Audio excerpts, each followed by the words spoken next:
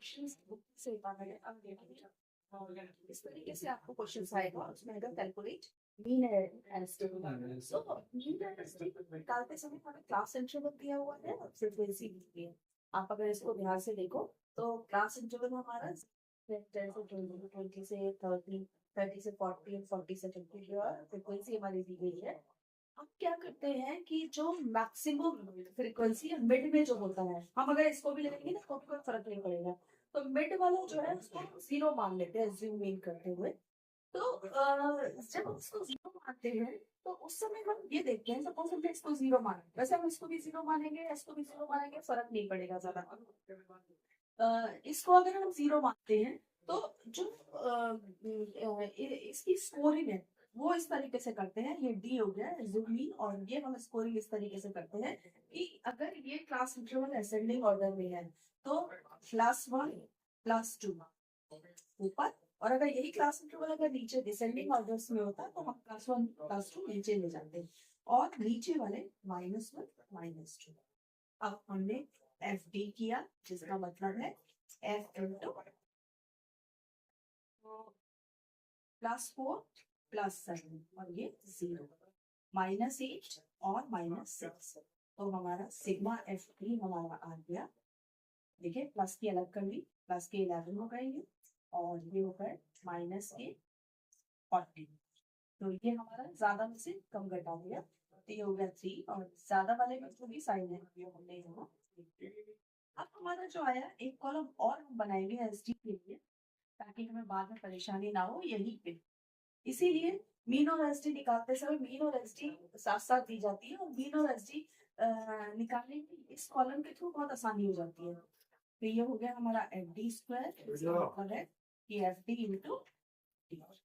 सो ये हमारा वो मतलब बीच में आ जा रहा है ये वॉइस फिर वो सब वो घूमने तो कोई फर्क नहीं पड़ता। सो ये है अब इसमें हमारा एफ डी इंटू डी तो 4 2 जा 8 7 0 8 और ये 12।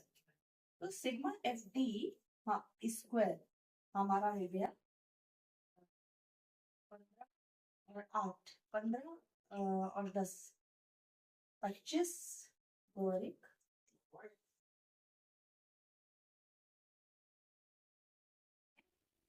9 3 1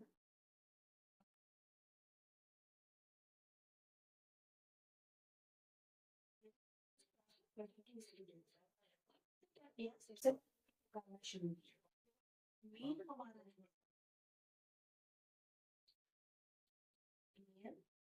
plus sigma multiply with C ये इसको ब्रैकेट में करना। ठीक है हमारा यहाँ से हम ए निकालेंगे और वो क्लास इंटरवल का एवरेज होगा यानी 20 + 30 ये देखिए 20 + 30 प्लस सिग्मा एफ टी कितना हुआ हमारा -3 अपॉन 30 मल्टीप्लाई सी आई कितना 10। जैसे मैंने पहले से वही बताया ऊपर से नीचे माइनस करते जाते हैं। देन इसके बाद ये हो गया हमारा प्लस -30 अपॉन 32 तो ये करीब 0.9 के करीब बैठेगा और ये 25 माइनस 0.9 और ये हो गया हमारा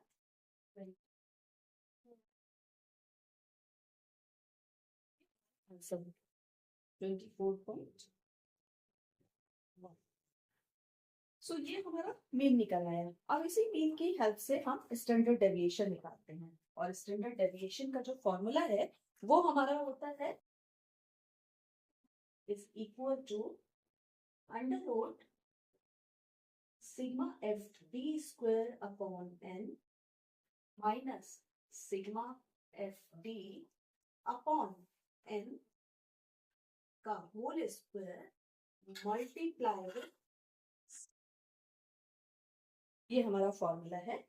और हम इस फॉर्मूले से करेंगे सी आई जैसे आप देख रहे हो 10 है और ये हमने अंडर रूट कर दिया sigma F D square. Sigma F D square हमारा कितना है 35 और n है हमारा 32 माइनस सिग्मा एफ टी हमारा कितना है, सिग्मा एफ टी हमारा -3 है और n है हमारा 32, इसका हम होल स्क्वायर करें। सो जब हम इसको ये हमारा मल्टीप्लाई है ना, तो अब हमने क्या किया कि इसको 10 इंटू मल्टीप्लाई करना शुरू किया, ये हो गया 35 इंटू 32 माइनस 9।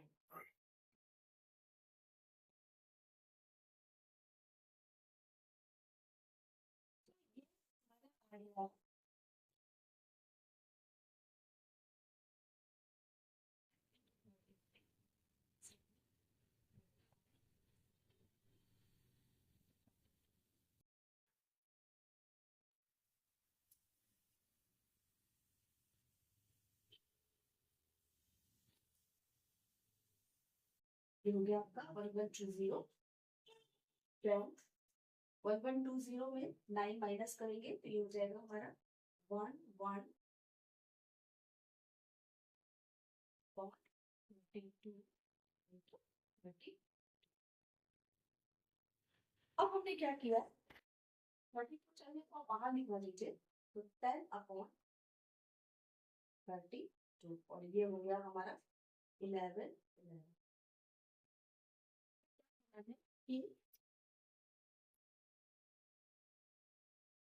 11 का अंडर रूट निकालना है। अब देखिए 11 का अंडर रूट निकालने के लिए एक बहुत सिंपल सी ट्रिक है कि हमने क्या किया कि इन दोनों के पेयर बनते हैं हमेशा स्क्वायर रूट में, हमने पेयर बना लिए।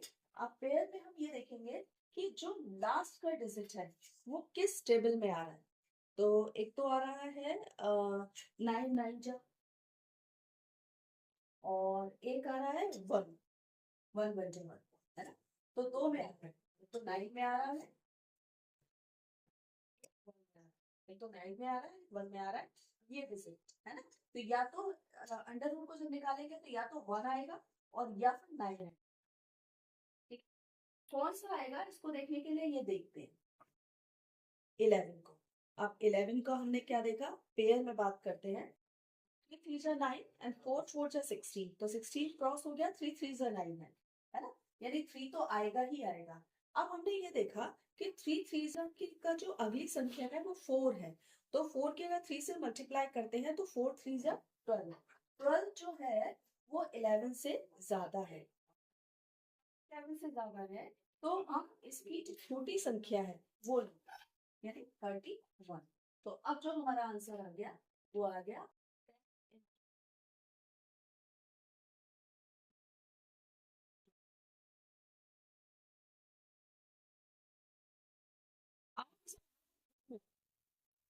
बाहर आ जल्दी से।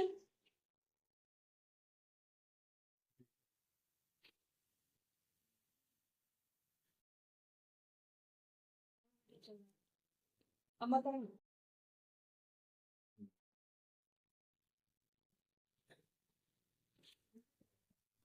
अब जो हमारा आंसर ये हो गया 10 इंटू 31 अपॉन 32, तो आंसर आ गया 310 अपॉन 32 और ये करीब हो गया 9.1,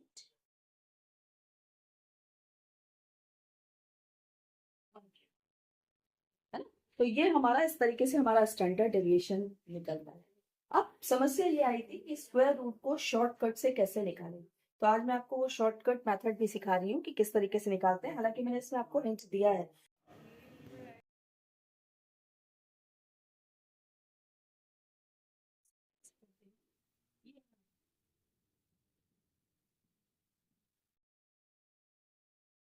बना लिया हमने, ठीक है, अब पेयर में बना लिया तो हमने जब ये देखा कि 1 इसका लास्ट डिजिट जो है 1 और 9 लग रहा है, ठीक है,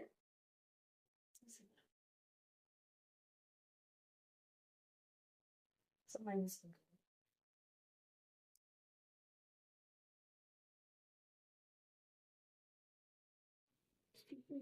स्टैंडर्ड डेविएशन जो स्क्वायर रूट की प्रॉब्लम आती है, जनरली बहुत बच्चों को परेशानी होती है। तो फास्ट कैलकुलेशन स्क्वायर रूट की किस तरीके से करें स्टैंडर्ड डेविएशन निकालने के लिए। कोई सा क्वेश्चन ले लीजिए, सपोज हमने ले लिया 2 3 6 1 और इसका